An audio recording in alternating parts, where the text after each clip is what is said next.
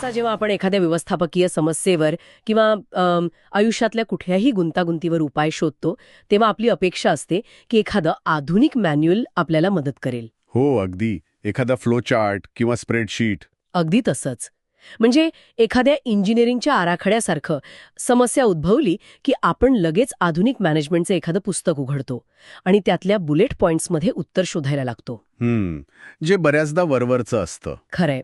पण आज आपल्याकडे अभ्यासासाठी जे स्रोत आले आहेत, ज्यामध्ये काही अत्यंत बारकाईने काढलेल्या नोट्स, ऐतिहासिक संदर्भ आणि काही रिसर्च पेपर्स आहेत, ते वाचून मात्र एक वेगळाच उलगडा होतो. नक्कीच. कारण हे स्रोत आपल्याला एका अशा कालखंडात घेऊन जातात जो आजच्या कॉर्पोरेट जगापासून खूप दूर आहे. हो ना? आणि या सर्व माहितीचा अभ्यास करताना एक गोष्ट प्रकर्षाने जाणवते. ज्या समस्यांसाठी आपण आजच्या या आधुनिक जगात उत्तरे शोधत आहोत, त्याची मुळं आणि त्याचे उपाय हजारो वर्षांपूर्वीच लिहून ठेवले आहेत. आणि हीच या सर्व स्रोतांची सर्वात मोठी ताकद आहे. आपण ज्याला आजच्या भाषेत मॅनेजमेंट किंवा व्यवस्थापन म्हणतो, त्याचा पाया अत्यंत प्राचीन आणि खूप सखोल आहे. म्हणूनच आजच्या या सखोल चर्चेत आपण एका विशिष्ट ग्रंथावर लक्ष केंद्रित करणार आहोत.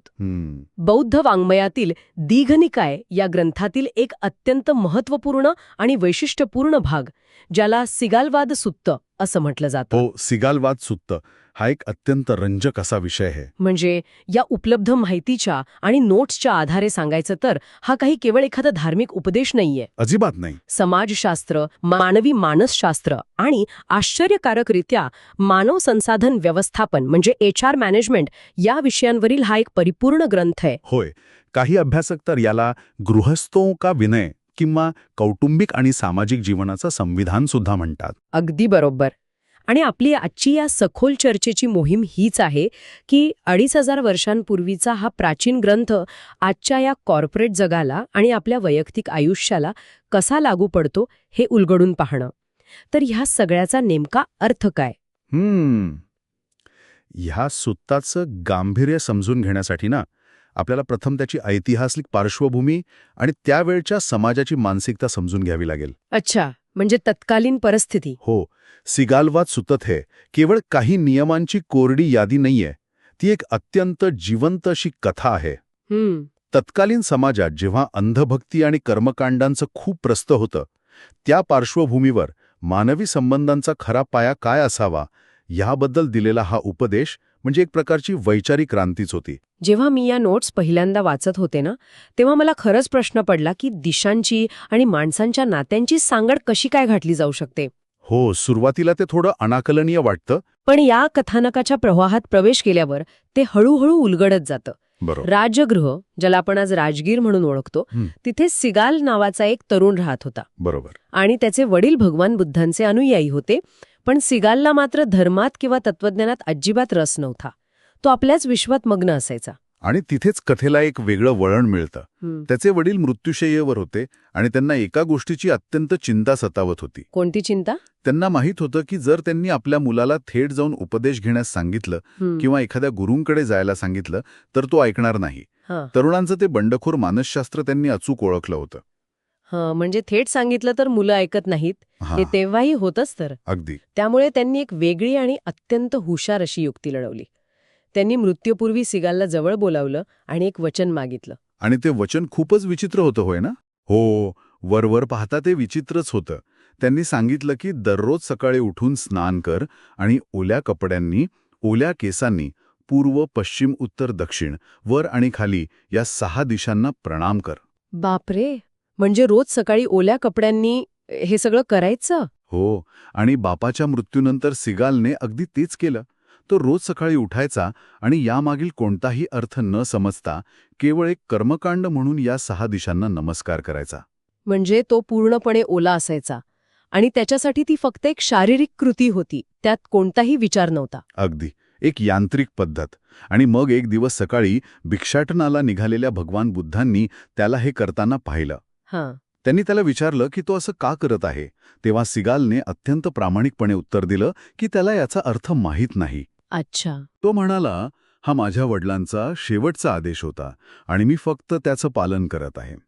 यातली सर्वात रंजक गोष्ट म्हणजे या कथेतील हाच तो टप्पा आहे जिथे बुद्धांचं मानवी मानसशास्त्रावरील प्रभुत्व आपल्याला दिसून येतं. ते कसं? त्यांनी त्याला तिथेच थांबवणंसं म्हटलं नाही की हे सगळे मूर्खपणाचे आहे किंवा हे ताबडतोब थांबव. त्यांनी सिगालला त्या भौतिक दिशांची पूजा करण्यापासून रोखलं नाही. मग त्यांनी काय केलं? त्यांनी त्या पूजेची केवळ दिशा बदलून टाकली. अरेच्छा, मला यावर एक आधुनिक उदाहरण द्यावंसं वाटतंय. हो, सांगा ना. हे अगदी एखाद्या जुन्या निरुपयोगी सॉफ्टवेअर कोडला पूर्णपणे डिलीट न करता त्यात बदल करून, म्हणजे आपण ज्याला डिबग करणं म्हणतो, तसं करून त्याला एक नवीन आणि उपयुक्त अर्थ देण्यासारखं आहे. वाह, हे रूपक खूपच चपखल आहे. म्हणजे बघा ना, वडिलांचं मानसशास्त्र किती अचूक होतं. त्यांना माहीत होतं की मुलाने थेट ऐकलं नसतं, म्हणून त्यांनी त्याला एक कोड दिला, एक सवय लावली. अगदी बरोबर. आणि बुद्धांची सहानुभूती अशी की त्यांनी तो कोड नष्ट न करता त्यातून सामाजिक जबाबदारीचा एक उत्कृष्ट प्रोग्राम रन केला. त्यापेक्षा अधिक अचूक उदाहरण असूच शकत नाही. त्यांनी सिगालला समजावून सांगितलं की प्रज्ञावान लोकांच्या पद्धतीत दिशांची पूजा अशी भौतिक रूपाने किंवा आकाशाकडे बघून केली जात नाही. खऱ्या दिशा आपल्या आजूबाजूला आहेत, आपल्या समाजात आणि कुटुंबात आहेत. त्यांनी त्या अंधभक्तीला चक्क कर्मयोग आणि जिवंत माणसांच्या नात्यांमध्ये परावर्तित केलं. म्हणजे हवेत हात जोडणाऱ्या एका तरुणाला त्यांनी वास्तवाच्या जमिनीवर आणून उभं केलं. हो, आणि या दिशांच्या निवडीमागील मानसशास्त्र खरोखरच अथांग आहे. तर मग आपण या नोट्समध्ये दिलेल्या पहिल्या टप्प्यापासून सुरुवात करूया, म्हणजे जवळच्या आणि वैयक्तिक नात्यांपासून. पूर्व, दक्षिण आणि पश्चिम दिशा. हां, बरोबर. या स्रोतांमध्ये पूर्व दिशेला मातापिता म्हणजेच पालकांचं प्रतीक मानले आहे, होय ना? हो, कारण जसा सूर्य पूर्व दिशेकडून उदित होतो आणि संपूर्ण जगाला प्रकाश आणि जीवन देतो, तसंच आपले मातापिता आपल्या जीवनाचा उदय असतात. ते आपले पहिले दैवत आहेत. अगदी. आणि या सूत्रानुसार केवळ भावनिक गोष्टी सांगितल्या नाहीत, तर अतिशय व्यावहारिक कर्तव्य स्पष्ट केली आहेत. म्हणजे नुसता आदर नाही. मुलांचं कर्तव्य आहे की त्यांनी वृद्धापकाळात पालकांचं पालनपोषण करावं, कुटुंबाची परंपरा जपावी आणि त्यांच्याबद्दल नेहमी कृतज्ञ असावं. अच्छा. पण जर आपण याला व्यापक दृष्टिकोनातून पाहिलं तर लक्षात येतं की हे सर्व एकांगी नाहीये. म्हणजे पालकांची पण काही कर्तव्य आहेत. हो ना, याच्या बदल्यात पालकांचेही तितकेच महत्वाचे कर्तव्य आहे की त्यांनी आपल्या पाल्याचे वाईट गोष्टींपासून रक्षण करावे, त्यांना चांगली मूल्ये द्यावीत आणि त्यांना त्यांच्या पायावर उभे राहण्यास मदत करावी. म्हणजे हा टू वे रस्ता आहे. आणि यानंतर येते दक्षिण दिशा, जी गुरु किंवा शिक्षकांचे प्रतीक आहे. नोट्समध्ये असा उल्लेख आहे की दक्षिण या शब्दाचा अर्थ श्रेष्ठ असाही होतो. हो, दक्षिण म्हणजे श्रेष्ठ. अज्ञानाच्या अंधकारातून ज्ञानाकडे नेणारा जो श्रेष्ठ मार्ग आहे तो गुरु दाखवतो. त्यामुळे शिष्याचं कर्तव्य आहे की त्याने गुरुचा सन्मान करावा, शिकण्याची तयारी ठेवावी आणि विद्या ग्रहण करावी. बरोबर. पण या सर्व दिशांमध्ये ना, मला वैयक्तिकरित्या पश्चिम दिशा सर्वात जास्त अर्थपूर्ण वाटते. हो का? हो. पश्चिम दिशा ही पती-पत्नी आणि मुलांसाठी वापरली आहे. हो. ठीक आहे, आपण हे थोडं उलगडून पाहूया. जेव्हा आपण पश्चिम दिशेचा विचार करतो तेव्हा डोळ्यांसमोर येतो तो सूर्यास्त. अगदी. हे रूपक किती सुंदर आणि काव्यमय आहे याचा विचार करा.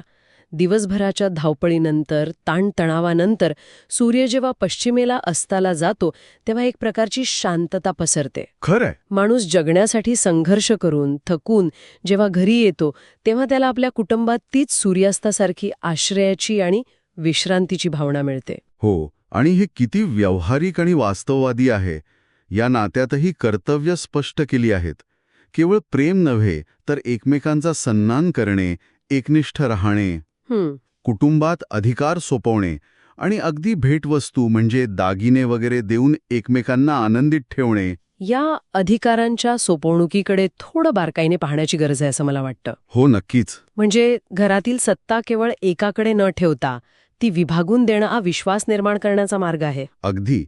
आणि तुम्ही जो भेटवस्तूंचा उल्लेख केलात तो वरवर पाहता कदाचित भौतिकवादी वाटू शकतो, पण मानवी मानसशास्त्रात याला खूप महत्त्व आहे. ते कसं काय? लहान लहान भेटवस्तू या नात्यातील आदर आणि समोरच्या व्यक्तीच्या अस्तित्वाची जाणीव करून देण्याचं प्रतीक असतात. त्यातून सुरक्षिततेची भावना निर्माण होते. अच्छा, म्हणजे थोडक्यात सांगायचं तर या प्राचीन ग्रंथात कोणताही संबंध वन साइडेड किंवा एकतर्फी नाहीये. अजिबात नाही. इथे फक्त अधिकारांची चर्चा नाहीये, तर प्रत्येक अधिकारासोबत एक कर्तव्य जोडलेले आहे. परस्पर देवाणघेवाण किंवा ज्याला आपण रेसिप्रोसिटी म्हणतो, हा या नात्यांचा गाभा आहे. अगदी तंतोतंत हेच सूत्र तिथे लागू होतं. जर एकाचा हक्क आहे तर दुसऱ्याची जबाबदारी आहे. हे संतुलन खूप महत्वाचं आहे. आणि इथूनच आपण या वैयक्तिक नात्यांच्या वर्तुळातून बाहेर पडून अधिक व्यापक अशा सामाजिक आणि व्यावसायिक जगाकडे वळतो. म्हणजे उर्वरित तीन दिशा? हो, उत्तर, खाली आणि वरच्या दिशा. इथे आल्यावर हा उपदेश चक्क एका आधुनिक बिझनेस मॅन्युअलचं रूप घेतो. चला तर मग उत्तर दिशेकडे वळूया. उत्तर दिशा ही मित्र आणि नातेवाईकांचं प्रतीक मानली गेली आहे. असं म्हटलं जातं की उत्तर दिशा ही संकटांना पार करण्याची दिशा आहे. खरे मित्र हे आयुष्यात येणाऱ्या प्रत्येक समस्येचं उत्तर असतात. हो, ते संकटात ढाल बनून उभे राहतात. इथे केवळ मैत्रीचे गोडवे गायलेले नाहीत, तर उदारता, प्रियवाणी आणि संकटाच्या वेळी मित्रांची आणि त्यांच्या संपत्तीची ढाल बनून रक्षा करणे ही अत्यंत व्यावहारिक कर्तव्ये सांगितली आहेत. बरोबर. पण ह्या संपूर्ण सामाजिक संरचनेत सर्वात क्रांतिकारक विचार कुठे असेल तर तो खालच्या दिशेमध्ये आहे. इथेच हा विषय खऱ्या अर्थाने रंजक ठरतो. हो ना. खालची दिशा म्हणजे समाजातील सेवक, कामगार आणि कर्मचारी वर्ग. मला या विशिष्ट भागावर थोडं जास्त लक्ष केंद्रित करायचं आहे, कारण जेव्हा मी या नोट्स वाचत होते तेव्हा मला खऱ्या अर्थाने धक्का बसला. तो बसतोच. 2500 वर्षांपूर्वी जेव्हा जगाच्या अनेक भागांमध्ये गुलामगिरी अस्तित्वात होती, तेव्हा कामगारांना त्यांच्या क्षमतेनुसार काम देणे, योग्य वेतन देणे, अगदी आजारपणात त्यांच्यावर उपचार करणे, चांगले अन्न त्यांच्यासोबत वाटून खाणे आणि त्यांना विश्रांतीसाठी सुट्ट्या देणे, या गोष्टी इथे लिहून ठेवल्या आहेत. हो, हे खरंच थक्क करणार आहे. आधुनिक काळात आपण ज्याला HR पॉलिसी किंवा कर्मचारी कल्याण धोरण म्हणतो, त्याचं हे हुबेहूब प्राचीन स्वरूप आहे. आणि तिथेच या खालच्या दिशेच्या रूपकाचं खरं महत्त्व दडलेलं आहे. कोणत्याही इमारतीचा पाया हा नेहमी खाली असतो. तो कधीच डोळ्यांना दिसत नाही. तो जमिनीत गाडलेला असतो आणि कधीकधी त्याकडे कोणाचंच लक्ष नसतं. बरोबर आहे. आपण फक्त वरची इमारत पाहतो. अगदी. इमारतीचा कळस सर्वांना दिसतो, त्याचं कौतुक होतं. पण तो कळस ज्याच्यावर डौलाने उभा आहे, तो पाया मात्र दुर्लक्षित राहतो. समाजव्यवस्थेचे आणि अर्थव्यवस्थेचेही तसेच आहे. म्हणजे कामगार वर्ग? हो, तळागाळातील कामगार आणि कर्मचारी वर्ग हा कोणत्याही व्यवसायाचा किंवा समाजाचा पाया असतो. बुद्धांनी हे सत्य त्या काळात अत्यंत अचूकपणे ओळखलं होतं. जर हा पाया मजबूत नसेल, जर तो आतून पोखरलेला असेल, तर कितीही उंच इमारत असली तरी ती कोसळणारच. हे रूपक खरोखरच डोळे उघडणारे आहे. आजच्या काळात आपण पाहतो की कंपन्या मोठा नफा कमवतात, पण जो पाया आहे, म्हणजे जे प्रत्यक्ष काम करणारे लोक आहेत, त्यांच्याकडे अनेकदा दुर्लक्ष होतं. हो, आणि मग संप होतात, माणसं काम सोडून जातात. पण या सुत्तामध्ये स्पष्टपणे सांगितलं आहे की मालकाने कामगारांची काळजी घ्यायची आणि बदल्यात कामगारांनी मालकाच्या व्यवसायाशी प्रामाणिक राहायचं. इथेही तोच परस्पर जबाबदारीचा नियम लागू होतो. अगदी. आणि या रचनेतील शेवटची दिशा म्हणजे वरची दिशा. वरची दिशा ही आध्यात्मिक गुरु, विचारवंत किंवा समाजाला दिशा देणाऱ्या संन्यासी लोकांसाठी आहे. अच्छा. हे लोक समाजाचे उच्च आदर्श आणि नैतिकतेचे प्रतीक असतात. समाजाने मैत्रीभावाने त्यांच्या भौतिक गरजा पूर्ण करायच्या आणि त्या बदल्यात त्यांनी समाजाला नैतिकतेचा, संयमाचा मार्ग दाखवायचा. अशा प्रकारे या 6 दिशा माणसाला संपूर्णपणे एका सुरक्षित जाळ्यात बांधून ठेवतात. मित्र आणि आध्यात्मिक मार्गदर्शन, सर्व काही कसं व्यवस्थित ठरलेलं आहे. हो, एक सुंदर चौकट आहे ती. पण इथे मला एक प्रश्न विचारावासा वाटतो, आणि कदाचित अनेक ऐकणाऱ्यांच्या मनातही हा प्रश्न आला असेल. कोणता? नात्यांचं हे मॉडेल कितीही सुंदर आणि तर्कशुद्ध असलं तरी ते प्रत्यक्षात आणणं खरोखर इतकं सोपं आहे का? कारण मानवी स्वभाव मुळातच खूप गुंतागुंतीचा असतो. हो, आणि हा एक अत्यंत महत्त्वाचा प्रश्न उपस्थित करतो. या प्रश्नाचं उत्तरही या स्रोतांमध्येच दडलेलं आहे. म्हणजे काही उपाय दिलेत का? होय, त्यासाठी सुत्तामध्ये काही अत्यंत कडक अशा पूर्व अटी सांगितल्या आहेत. बुद्धांनी स्पष्ट केलं आहे की जोपर्यंत माणसाचा स्वतःवर नियंत्रण नाही, तोपर्यंत तो इतरांशी चांगले संबंध कसे प्रस्थापित करू शकेल. बरोबर. त्यामुळे या 6 दिशांची पूजा करण्यापूर्वी, म्हणजे ही नाती निभावण्यापूर्वी, व्यक्तीने 14 वाईट गोष्टींचा त्याग करणे आवश्यक आहे. हो, त्या 14 गोष्टींची यादी या नोट्समध्ये स्पष्ट दिली आहे. या 4 पापे आहेत: हिंसा, चोरी, व्यभिचार आणि खोटे बोलणे. 4 पूर्वग्रह आहेत, ज्यांना कृतीचे चुकीचे हेतू म्हटलं आहे: राग, द्वेष, भय आणि मोह. आणि संपत्ती नष्ट करणारे 6 मार्ग आहेत, जसं की नशा करणे, जुगार खेळणे, आळस, अवेळी रस्त्यांवर फिरणे आणि कुसंगती. अगदी बरोबर. आणि या 14 गोष्टींकडे आपण केवळ धार्मिक पापे म्हणून पाहू नये. यामागील मानसशास्त्रीय कारणे खूप खोल आहेत. या गोष्टी माणसाच्या निर्णय प्रक्रियेला आणि त्याच्या सामाजिक जाणीवेला नष्ट करतात. पण इथे एक सेकंद थांबा. मला इथे थोडी शंका आहे. सांगा ना. हे थोडं जास्तच आदर्शवादी नाही का वाटत? म्हणजे एक चांगला मित्र, एक चांगला नवरा किंवा एक उत्तम व्यवस्थापक बनण्यापूर्वी माणसाने पूर्णपणे निष्पाप आणि परिपूर्ण असावे अशी ही अट नाही का? तसं वाटू शकतं. म्हणजे सामान्य माणसासाठी हे सर्व दुर्गुण एकाच वेळी सोडणे आणि एकदम संतासारखे जीवन जगणं खूप कठीण आणि अव्यवहार्य वाटतं मला तरी. तुमची शंका अगदी रास्त आहे आणि वरवर पाहता हे खूप आदर्शवादी वाटू शकतं, पण आपण जर यामागील कार्यकारण भाव समजून घेतला तर ते अत्यंत व्यावहारिक असल्याचं लक्षात येतं. ते कसं? हे केवळ काही कठोर नैतिक नियम नाहीत, तर ते मानवी संबंधांचे एक शास्त्र आहे. आपण यातल्या काही विशिष्ट दुर्गुणांचं उदाहरण घेऊया. ठीक आहे. भय किंवा भीती हा जो पूर्वग्रह सांगितला आहे त्याचा विचार करा. जर एखादा व्यवस्थापक सतत भीतीच्या छायेत असेल, अपयशाची भीती, नोकरी जाण्याची भीती, तर तो कधीही आपल्या कर्मचाऱ्यांसोबत पारदर्शक आणि प्रामाणिक व्यवहार करू शकत नाही. तो त्यांच्यावर अविश्वास दाखवेल आणि परिणामी खालची दिशा कमकुवत होईल. ओहो, हे एक नवीनच परिमाण आहे. म्हणजे आळस किंवा व्यसन हे केवळ वैयक्तिक नुकसान करत नाहीत, तर ते तुमच्या आजूबाजूच्या लोकांसोबतचे जाळेही तोडतात. नक्कीच.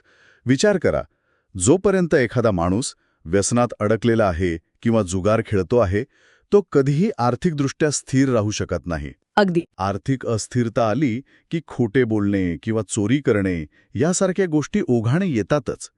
आणि एकदा का खोटे बोलण्याची सवय लागली की नात्यांमधलं सर्वात महत्वाची गोष्ट नष्ट होते, आणि ती म्हणजे विश्वास. खरंय, विश्वासाशिवाय काहीच टिकत नाही. अगदी.